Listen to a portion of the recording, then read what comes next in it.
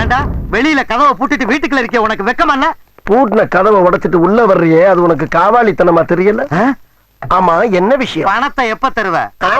பணத்தை எப்படா தருவ? பணம் வரும்போது தருவோம். எப்ப வரும்? தரும்போது வரும். இவன் சரிப்பட மாட்டாங்க. லெஃப்ட் கிட்னி எடுத்துக்கடா. தாமதம். ஏன்? போன வாரம் தான் நம்ம மயிலாடுதுறை மாரிமுத்து வந்து எடுத்துட்டு போனான். அப்ப ரைட் கிட்னி எடுத்துக்கடா. இது ரொம்ப தாமதம். இது எதுக்கு? அதுக்கு முதல் வாரம் தான் சீர்காழி சின்ன முத்து வந்து சீஸ் பண்ணிட்டு போனான். அப்ப கிட்னியே இல்லையா? கொஞ்சோண்டு சட்னி வேணா தர்றேன், நக்கிட்டு போறீங்க. நான் ஒரு எல்ஐசி ஏஜென்ட். வீரபாபு சார் 2 லட்சம் ரூபாய்க்கு பாலிசி எடுத்திருக்காரு. இன்னும் 20,000 ரூபாய் தான் பேலன்ஸ் இருக்கு.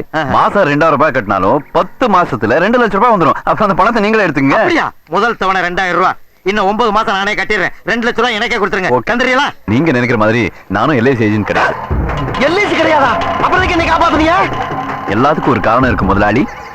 முதலாளியா?